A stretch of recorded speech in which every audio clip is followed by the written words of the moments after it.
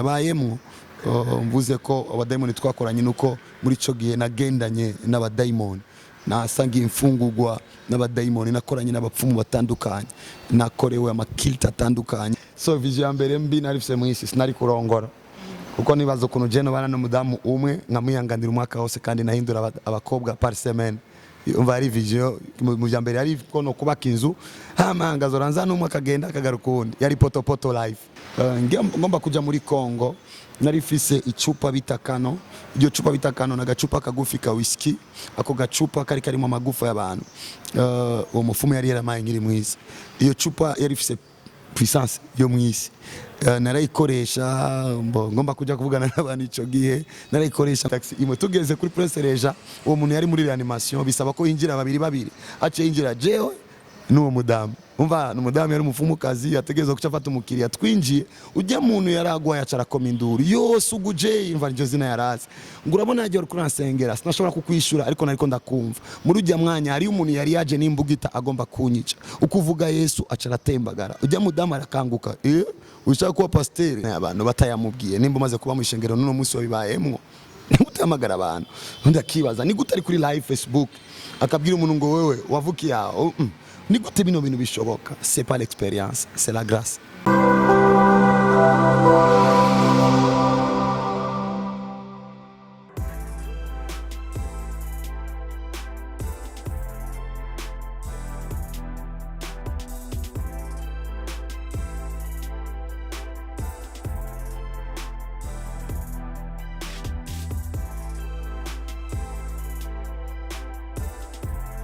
Hello family ndabaramukije nizera ko mumeze neza aho muherereye hose nkuko mubibona kandi nijo niyo nimbere kuri micro mu kiganiro Sundaychurch ni kiganiro tutemberera amachurch murabizi nkuko mubona rero uyu munsi twatembereye eglise yitwa Sabot Church ni yumo kozi w'Imana benshi antuka muramuzi benshi muramuzi twomwita ngo XXX sugu tukatuvuge bukebuke okay rero ndizera ko iki kiganiro vraiment kiza kubwira ikimazi kinini ndizera ko iki kiganiro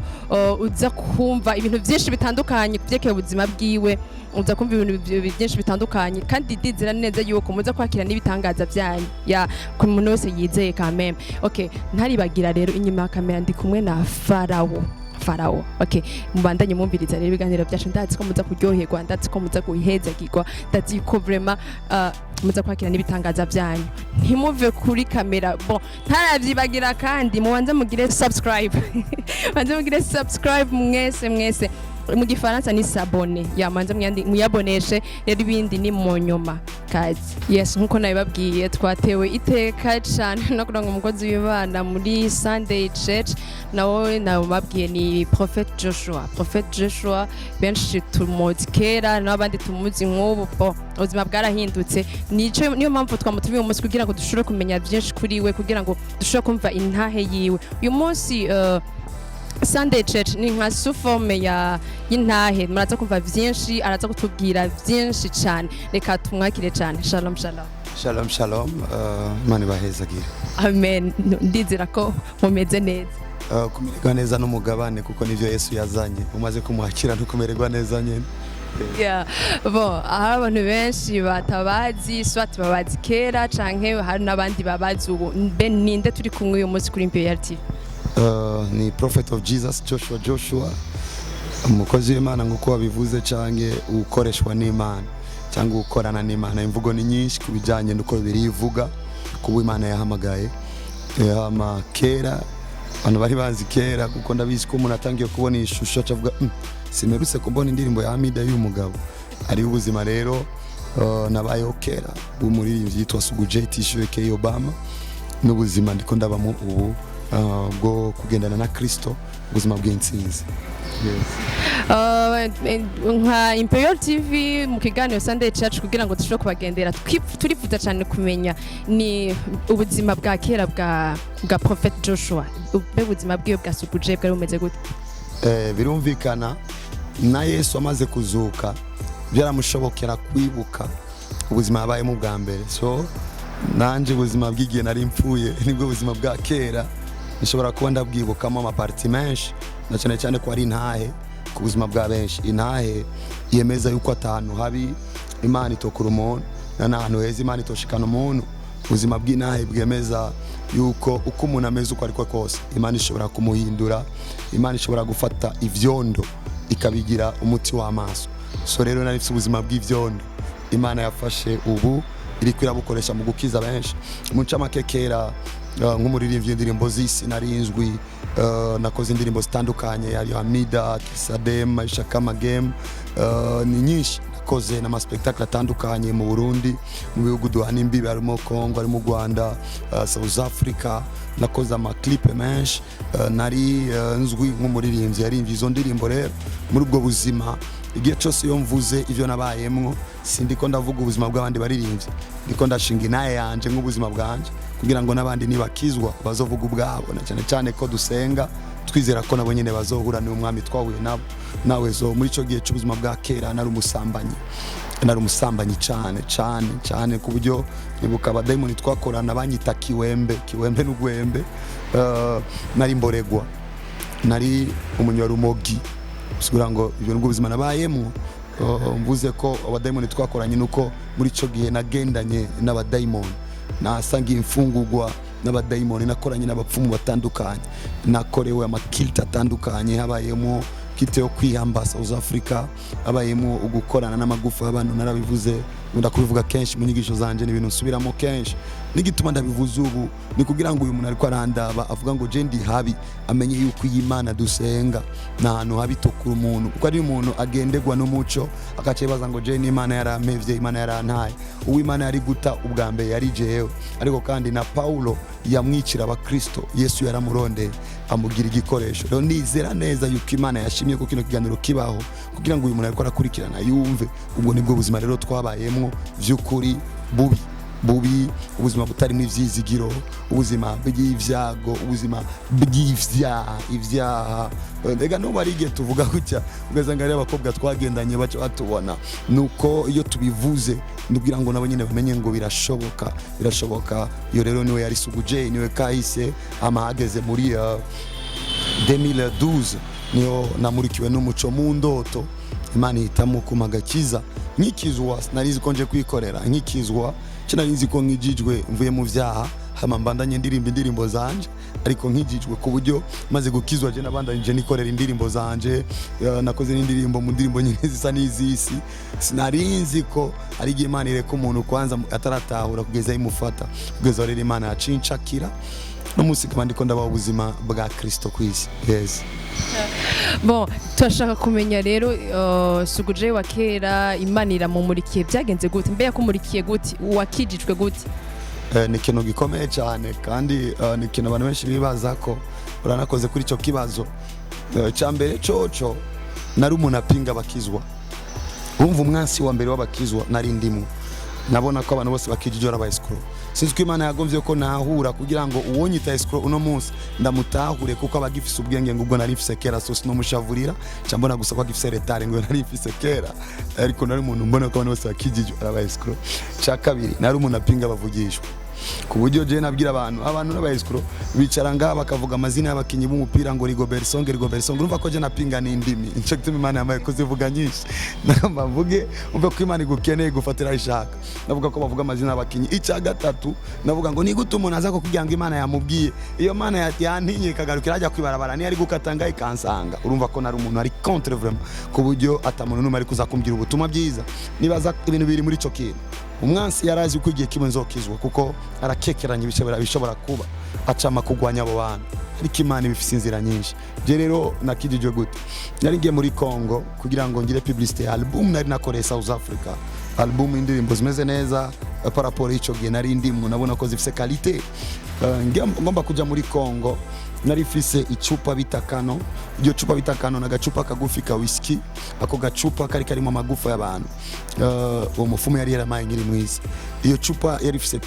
puissance yo mwisi. Narayikoresha ngomba kujya kuvugana n'abantu ico gihe, narayikoresha ngomba kujya muri spectacle, kuko mwisi bavuga ngo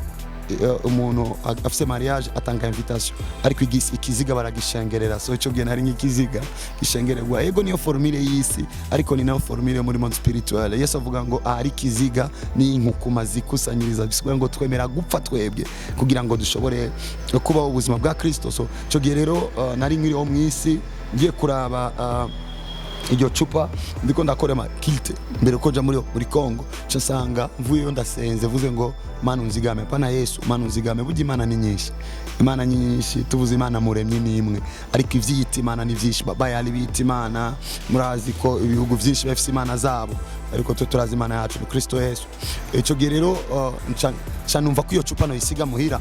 ama ngende muri Kongo uko nyene, kuko emeje kwamagara iyo Mana bwa reka ngene zokoresha ngarutse. Ngeze muri Kongo canshikira mu nzu y'umuntu akijijwe, ubundi nayi gushikira muri hotel cyangwa ahandi, sanga uwo mugabo yitwa Kianza, umudamu we yagiye Goma.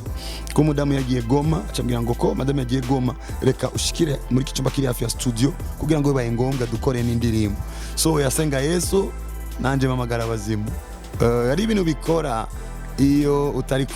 iyo Yesu adahari. Yesu maze kuba president bikananigwa, je ngabona mamagara ivyanje agamagara Yesu wiwe bo. Ijoro rimwe, ijoro rya kabiri, ijoro rya gatatu cadarota indoto mbona mu ndoto umbyigwa n'umuntu ambwira ngo ujya mufumukazi mukorana yarakuboshe gumeze nk'imene yaboheye iwe. Hama cambona muri iyo ndoto nyene ndiko ndiruka ndondera uwo muntu na iwe kugira ngo amfashe. Cambona muri iyo ndoto nyene magaze kuri podium, kuri iyo podium mbona abantu batandukanye b'amadini atandukanye, ariko mbona jewe magaze hagati y'imbeba zibiri. De toute façon nari imbeba ya gatatu, kuko bagara n'imbeba utari imbeba, abantu baratakaje amashusho y'Imana. Sivuze ko abantu bose batarakizwa ari imbeba, navuze jewe kuko na Yesu ugeze kubwira umuntu ngo imfungurwa z'abana sino zihimbwa, kuko umuntu yaratakaje kalite yo kwitwa umuntu. Hama mbonye muri iyo ndoto ncambona jewe ndavuze ngo Imana yihinduye ubuzima nta numwe gusubiza hasi, candikangura ndavuga indoto y'abaportivuye uko nyene niko navuze indoto y'abaportivuye ncandasohoka nk'umuntu nyene agiye kugira petit besoin garutse cansanga nafukamye ndiko ndarira ndihana vuga ngo Yesu ngwino tabara ubuzima bwanje, Yesu ngwino mwize kuva no munsi ndize ubushobozi bwawe. Uko nyene ndije nyene mu gitondo nikanguye ndavuga byo bintu ningiyemo. Mu Burundi nasize amacupa ibintu vy'imiti cyangwa ndakurondera umukuze muri umukuze mu muryango aba muri Kongo, ndamwibuka tukira abana bato yakunda kuza muhira asenga. Ndagenda ambwira jewe ari ibintu navuze mu ijoro rero bisaba ko nsengera, kuko ikintu nasize Bujumbura nabaza ko kitaza kunyorereza. Ambwiye gomba gukizwa, byo gukizwa nabihejeje. Je nabtuye ko nkeneye Yesu, ariko ijya cupa niringira ikintu. Arasenga kumugoroba ncamvugana n'ujya mugabo nyene nari nashikiyiwe, nonyene arasenga. So then ndagaruka shitse nga ndafata ijya cupa ndayishira hanze, kuko no mukwiterwa nagize ubwoba nareteranya ibihuzu. Ubwa mbere umva ko nakorana nayo, ariko yari ifise condition ku buryo bambwira ngo umuntu yoyekora ko adakorana nayo acapfa. Nanje nacengarukana ubwoba ndayiterana ibihuzu ndayishira inyuma akazu kanaka kinuma. Munyuma ncangenda kwishengero, kujyo shengero ishengero rya plein évangile, mujyo shengero ry'Imana ezagire umukozi wayo yakoreramwo. Ncamurayo n'umuhungu muto yitwa Guillaume, ndamubwira ngo ngeneye pasteur, acanjana kwa apotre dusanga sihari, sanga yo mama apotre, aca ambwira ngo genda bagusengere. Ndibuka kwanza ambwiye bagende bansengere, ndavuga bagiye gupfa kuko byacupa je nari ndarize. Kumbe umuntu afise Yesu nayo bafise imyaka 3, afise Yesu muzima ashobora gufukamisha shetani. Turagenda ndabereka icupa oriri barariterura, bagenda baritwara, je ngendera kuri distance nibaza ngo baza kuba kubita amajido nce niruka. Sinari nzi uwo Yesu ko ashoboye kuproteja biwe, ndabitahura no munsi muri protection ndimo. Tutaragenda tugeze kuri eglise ariyo Guillaume n'undi Yvonne, Guillaume n'umusi mu pastor niyo Yvonne, barafata iryo cupa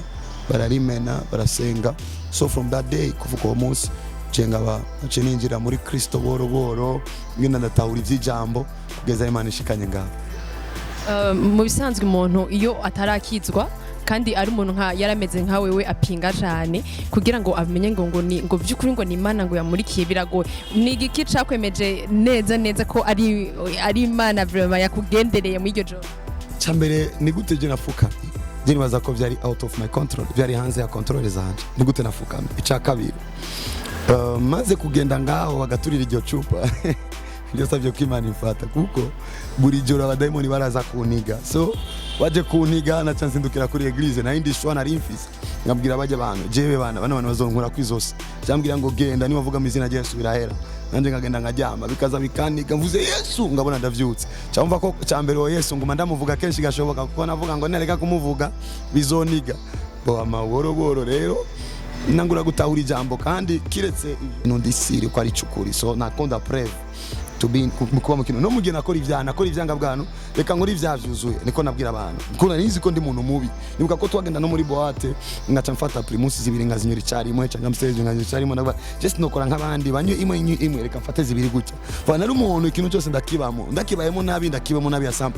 reka ndakivuge ko narabohotse kandi nakijijwe sikugira ngo nige nakora ubusambanyi narabukora nk'ubukora kuko nibuka ko ari igihe nari ndi umukobwa wa mbere kwa kabiri kwa gatatu ama kwa gatandatu ngabatumira bose ngaca natsu umuziki kugira ngo bagwane ndabi ivyo barimo, so umva ko no mu isina ripotopoto maze kwinjira rero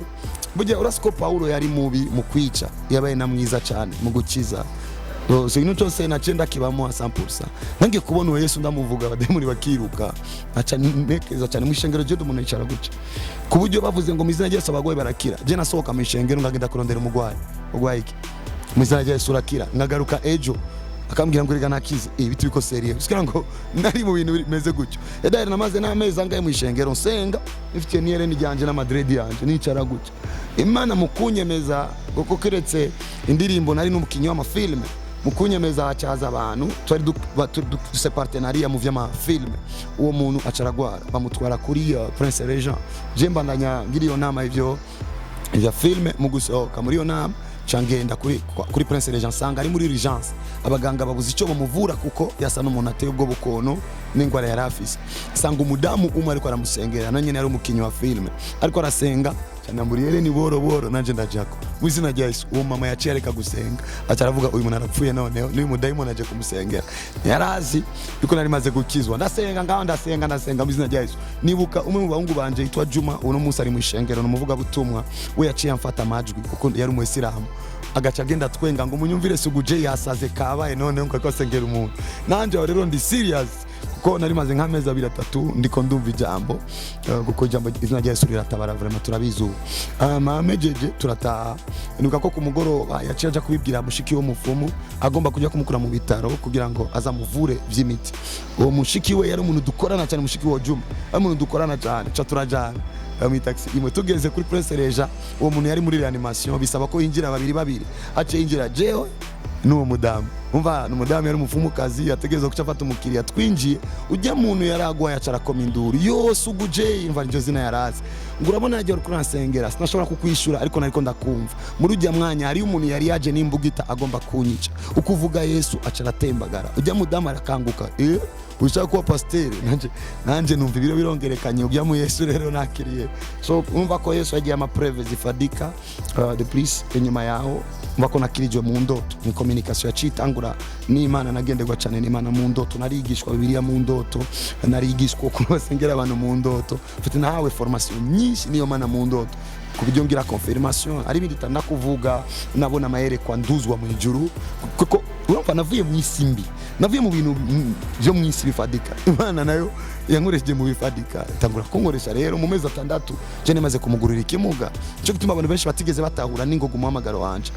uyu yavuye mu basani ejo akasengera abagoye bagakira uyu ni Freemason, so nubu ari abantu bakibivuga nubona ngorane umuntu ashobora kuvuga ivyo yumva ko yavuga ariko igikuru n'ukuri ko mu mutima ivyo byavuye kuri ivyo kuko nagiye ngira ama confirmation menshi confidence nyinshi banali Imana itangura kunshiramo inyota yo kuzana abandi kuri yo nivyo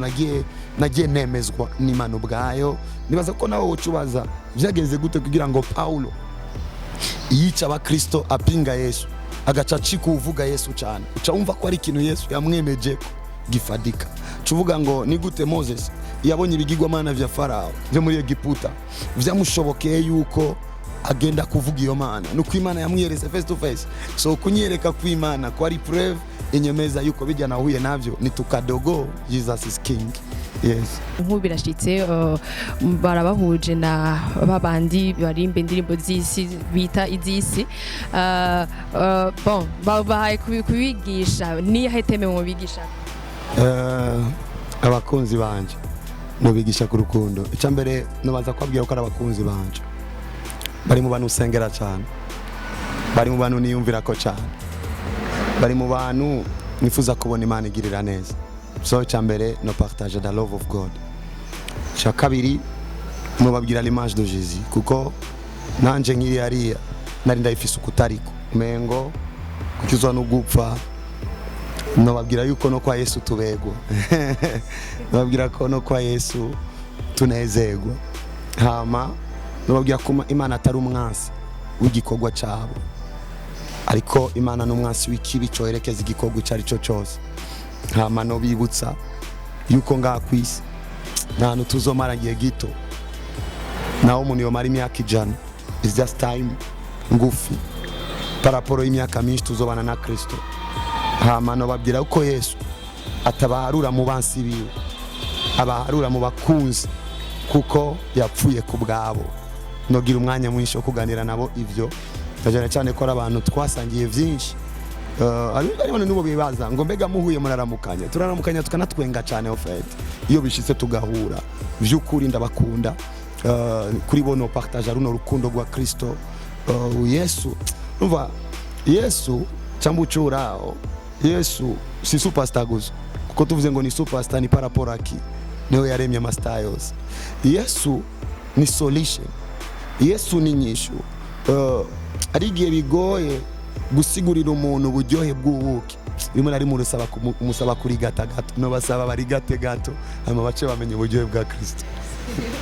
Okay, hari umuririmbyi rero kera mwari muri generation imwe kandi omenga muko marapinzanye kuntu kera mwiga gihe ca Amida. Okay, ushatse kuvuga umuririmbyi yitwa Farias Bigfizzo, sinzi urashobora kumwatura ko ijambo rimwe canke ukamwipfuriza ikintu? Cyambere ndamukunda icyo numwatura ko ni kimwe, nuko igihe kimwe namubona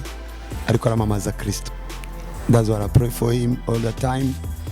Igihe cyose iyo fashe umwanya nkamwiyumvira ko cyo ndamusengera. Hama ndabizi neza yuko ari mu bantu bafite izina ikurunga, kariyeri yiwe ayikora neza muri linye yiwe, ko no kwifuza koza muri kariyeri ya Jesus bizomugendera neza. Turagomba kumenya mbega ukiri mwisi wari ufite vision izahe? So vision mbere mbi nari ufite mwisi sinari kurongora, kuko nibazo kuno je no bana n'umudamu umwe nkamwihanganira umwaka wose kandi nahindura abakobwa par semaine. Umva ari vision mu jambere ari ko no kubaka inzu, hama ngazoranza n'umwe akagenda akagaruka ubundi, yari poto live. Tajwana cha kabiri kimwe gusa cyari cyiza, nakuze ndi imfuvyi, niyumvira ko igihe kimwe nzokora ikigo cy'imfuvyi kugira ngo sabashe imfuvyi mu bustare narindimo, umva ko ico n'ubundi akibandanya ko cagifatanye na physics. Hama ikindi numva yuko Zumusani akome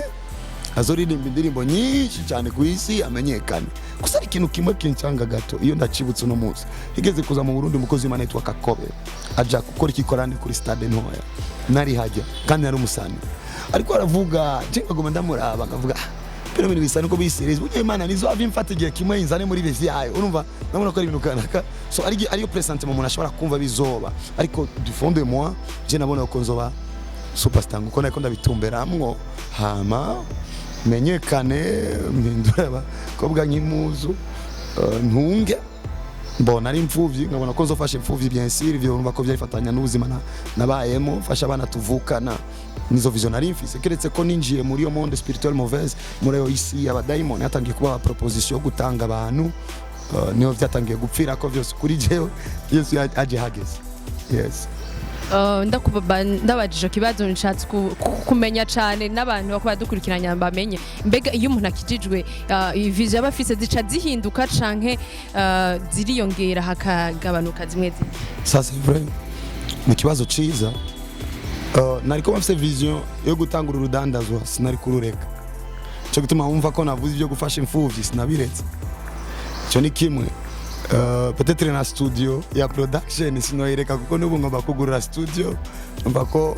iyo nizosubira gukora Amida izokora izindi ndirimbo za gospel. Ikintu gihinduka ku muntu akijijwe, remember nkijijwe karanga muntu iracadiswe ko y'amazina nyene amatama naya nyene narimo freshere ya Yesu ubu amatwi naya nyene sukura ngo umbona ashobora kumbona ari ibintu umuntu atavuga ngo nciye mpeba ivyo umuntu aheba ni bitari mu muco ni ivyaha ariko imigambi mizimira bandanya alors sinari kubandanya vision rero yo guhindura abakobwa ko mwigijwe mu muco wa Kristo nibibamwo umva ko ivyo bitobandanya ariko cyo gufasha iciza cyo kwitwararika imfuvyi kiracabandanye muri jewe dahere nivyo bintu mbamo cash soragura n'imfuvyi dafise minerva ndeke kwirira ariyo abantu ndihira amazi ukora ko ari imfuvyi till now ubuzima rero Imana yaciye ushira mu rutonde ari ibintu vy'Imana umuntu agira ari mwisi shetani akagomba kuvyiba no kubitoba n'ubu ndayindirimbo sohora so ari ibintu bijya bintu vy'Imana rero nibitakara ubwo Imana ikibitumereza mu nzira yo yes bon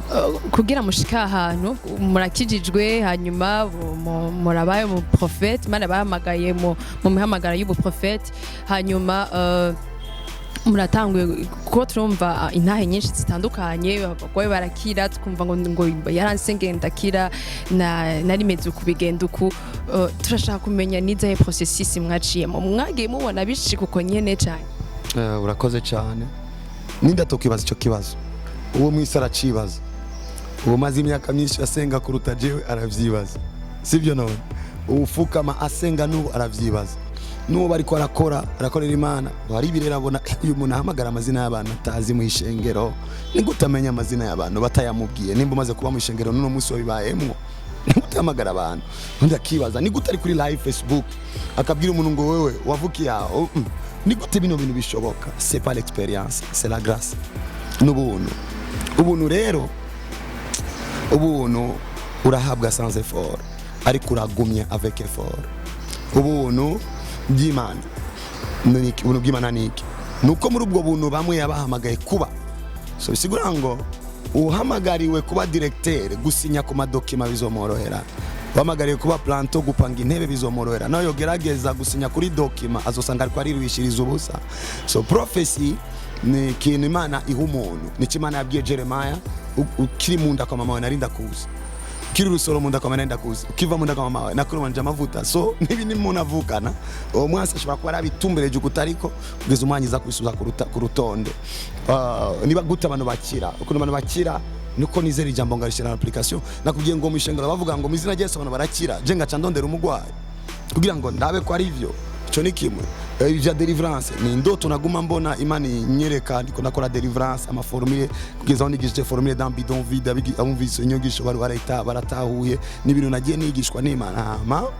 ngeze mbere y'umugwayi namusengera agakira ni ijambo ry'Imana mu bisanzwe kubijanye no kwirukana abadayimoni mu gitabo ca Marko 16:16 kumanuka Yesu avuga ngo abizera bazorambika ibiganza ku bagwayi bakire so ndi wizera kurambika ibiganza bagakira barakira ariko ari ndavuga ngo ko nanje nizera ariko ntibiba bitabaye nyene aca yemeza uko ariyo partie yo kwizera itan fonctiona kuko ari ukwizera guto no kwizera kunini no kwizera kwapfuye balo nimba rero Yesu yavuze ngo abizera bazorambika ibiganza ku bagwaye je rero ndambika ibiganza ku bagwaye bagakira kubera ko nduwizera ariko kandi umuvugishwa ahamagariwe kuranversa Imana yabwiye Jeremy undago bibasha bwo kurandagura no gusangangura so biri mu yo cadre usambura izo ngwara zimazigiye ku bantu abadayimoni babangamira abantu ivyo navyo Imana yabimaye kugira ngo Kristo Yesu abe prouve yuko ari muzima hagati mu bantu nkuko bibona nga benshi bagarurirwa ivyizigiro bakamenya ko Imana kirinzima muri bo ko Imana nayo ibirimwo kuko niyikeneye abantu kundusha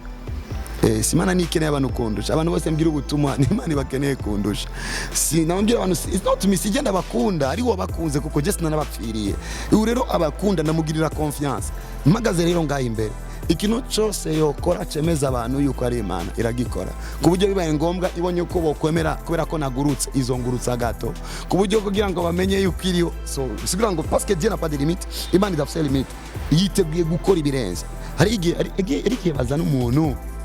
atabona ni mumi rumvikana n'izi electromechanique si confidence z'amashure zotuma menya ko uyu muntu aza kubona ariko ngasanga navumbutse mvuye kuri podium ndagiye kuri rya muntu Jesus waravuze ndamukoze ko ndabona so barakoma induru nje ngakoma induru mu bandi kuko utotangara muri bino ni Kristo wenyene twese turatangara alors bino ni Kristo abikora muri twebwe processes rero baza niyo mbandanyamwo ndakunda ubusabane n'Imana ngira umwanya mwinshi na kristo kuruta umwanya n'abantu ku buryo n'ibintu bincanze nkabona ko rampertiriva cyane igendera mishamba atamuntu n'umariyo nkicara just things about my God Jesus I love you kugira ngo ndiko ndavuga byinshi ndiko ndadeklara urukundo ndamukunda umunezero yamaye kunari ubyizigirwa byiwe ukuna koragura igikogwa byinshi ubwo busabane rero bugwiza ibitangaza hama yacha amambwira buri munsi uko ivyo mbona ni introduction kuko nubundi ivyo yanyeretse mu ndoto sinibaza ko turatangura gukora bon nkuko tubimenyereye kandi jewe ndizera neza ko bishobora kuba nifuza kubaha iminota 3 canke 4 mugira ico mubwiye abantu nimba hari cemwe muyera mwumva yo yabwiye uburyo mubwira abantu bashobora kudupartager ego abantu bose bakora dukurikirana ndanezerewe icambere kuba nicaye nga n'ubuntu bw'Imana yashimye yuko jewe muto cyane wanyuma mubera niko nivugira shobora kugira icyo mpartage icyo ngabura cerekeye iyo Mana ukomeye rero si jewe nkuko ubibona ukomeye ni Kristo atumye shoboye kukuganiriza akagashobora kuba akaryo gakomeye cyane ku buzima bwawe akaryo gakomeye cyane ku buzima bwawe kuko akaryo nkaka mama wanje yapfuye atakabonye papa wanje yapfuye atakabonye nico gituma batagiye mu ijuru kuko bapfiriye mu isi y'ivyaha ariko Imana nyagora ku ngoma irakampaye kuri wewe mu mama umupapa umusore umukobwa umuntu wari we wese uri kuranyumviriza akana kajyo gakomeye cyane Yesu niyaje kugira ngo aducire urubanza yaje kugira ngo aduha kajyo ko kuva mu rubanza cyo gituma ijambo ry'Imana rivuga ngo Imana yakunze abari mu isi so Imana yadukunze twese nawe uri muri list y'abantu Imana yakunze amiyo Mana imaze kudukunda twese itanga umwana wayo w'ikinege ni Imana yatanze kugira ngo umwizera wese nazopfe rubi alors gupfa rubi niki kubura amahoro no gupfa rubi guhangayika mu vyumviro no gupfa rubi ariko rero iyo Yesu umwakiriye niko birivuga mu gitabo ca Yohana 10:12 aho 14 ngo abamwakiriye nibo bize izina ryiwe yarabahaye ububasha bwo gucika abana b'Imana urazi ko imfyufyi ishobora gucika ikivuguto ariko rero Imana ububasha itanga n'ububasha bwo gucika wonye nugacika ikindi kugira ngo wari umusani acika prophet amaso ni yandi ariko ntiyerekwa kwa kundi amaso uyabonye imbere ni nka yandi ariko ntakibona abakobwa nka kwa kundi bisikuye ngo aya maso yaracitsa yandi ururimi ni rwa rundi ariko ntirukivuga kwa kundi umutwe ni wa wundi ariko ntukiyumvira kwa kundi kuko waracitse Yesu rero umuhaye akajyo arashatarabaya arashobora kuguhindura uwundi ico numva ko novuga kitorengera kitarengera ibindi kuvugishwa nukwemeza ubukuru bw'Imana gukiza abagwaye nukomeza ubukuru bw'Imana ariko igikuru Imana ibigomba nuko abantu boyakira aho nyenuri urashobora kuvuga ngo Yesu ndakwakiriye Yesu ngwino mu buzima bwanje nanje umbere umwami n'umukiza andika izina ryanje mu bakwitirirwa untandukanye na shetani kuva uno munsi ndakijijwe uvuze ayo majambo ubaye uwundi ucurondera icengero ryari ryo ryose ryizera ko Yesu ari umwami ubabwire ngo narakijijwe aya majambo yonyene wivugiye arakuzaniye amahoro udafise anyway you are Yesu mwa ikibanza urakira amahoro so mejeje kwatura ayo majambo mvugishijwe ku buzima bw'umuntu wese yizera Imana yuko Imana igiye kumiyereka so sinzi ndabizi ko abitwa ba Alice ni benshi ariko igihe bavuze ngo arico wovuga izina Alice ryanciyemo abamenyereye uko nkora barazi ko ico numvise ndakivuga kandi iyo ndakivuze nyene co aragitabarirwamo afise izina Alice ariko ritangurwa na N so uwo muntu wherever ahari ndumva neza ko ari ikintu kimeze nk'umuzigo w'ivyaha biriko biramuhungabanya kuko bimatanye n'ibintu kanaka ntaza kuvugira online but I know ico kintu no kiremereye gute Yesu n'umwizigirwa mugaruke ko kuko Satan asa n'uriko arasaba uwo muntu kuko ndabona ari asa n'umbonye umugozi nk'umuntu agomba kwiyahura ubuzima bwawe buri kuri risk nshimiye Imana abaduha ikiganiro peut-être Imana yayirondeye wewe n'abandi bajeje gutabagwa ni wiyahure Yesu ni rukundo asangwa yarampinduye jewe arashoboye kuguhindura Imana ibahezagire ako niko numva nobwira abantu Amen turabashimiye cyane murakoze cyane bo nta n'ibindi bibazo numva nobaza ibi birakwiye vraiment kandi nizere yuko umuntu wese yakiriye ibyiwe nizere ko tugiye kumva inahe nyinshi zitandukanye tugiye kumva ibishinga nahe byinshi bitandukanye kandi ba Alice ahuri vraiment ukumva iyi profesi ubu turondere canke umurondere prophète Tutu sinovuga profesi y'umuntu sinotanga na detail nyinshi navuze Alice na N gusa nase gutanga detail nyinshi kugira ngo umuntu naca amenya na Alice ngo niwe bavuze oya ndazi ivyo nasigaje will continue ariko reka mvuge kino kintu in the mighty name of Jesus. Reka kugira ngo abantu bamenye yuko atakiganiro citirirwa Imana kigenda uko mvuze ku mugwayi wese gukira ndarivuza riri gufu ariko abizera bazoshinga nayo uzokumva no ngo je nabi haruko byaruko nubu navugana n'umuntu ambwira ngo je nari kuri live urasengera amatwi yanje yaramaze imyaka ngwaye hama mu nyuma ngo arangikira message ndamurungikira audio narumvije mu nyuma nanje natanga ivyo namubwiye ambwira ngo abadoktere bose agiyeyo bamupimye basanga iyo ngwara itamurimwo bambwira byagenze gute aca bumvisha ijya audio kavuga okay turarengewe so ndizera ko voice in the mighty name of Jesus kugira ngo Yesu approve cyane umuntu aza kuvuga ngo jewe nimba Yesu ariho ankizibi try my Jesus mupime woga kore gusa acha koreka niyo yaza kwikwereka umukurikire kuko arahari ni muzima amen. Prophet reka tubasabe muvuga akajambo kamwe kuri Imperial TV ndaheza giwe cyane ku bwanyu reka muhaguke mushike kure amahanga yose atabagwe ari ibiganiro nk'ibi ibintu ma TV babakeneye ndatuye grace y'amakamera menshi. Amen. Okay, Prophet katubashimire cyane. Murakoze cyane Imana ibahezagira. Amen. Nizera ko nikindi gihe tuzobakenera muzotwitaba. Kuvuga Yesu nibwo buzima bwanje naho no bamvyutse mumbwiye ngo ugomba kuvuga Yesu canangura kuvuga uwo mugabo. Reka tubashimire cyane abakunzi mwese mako muradukurikirana nizera neza ko mwahezagiwe vraiment nimezera ko Imana yakoze ku mitima yanyu nizera yuko byagenze neza turabashimiye cyane turabakunda kandi twizere yuko muzobandanye mukurikirana Imperial TV na Sundaychurch cyo tubasaba gusa no kugira subscribe kugira ngo mugume muri update kuri Imperial TV turabashimiye cyane yeah.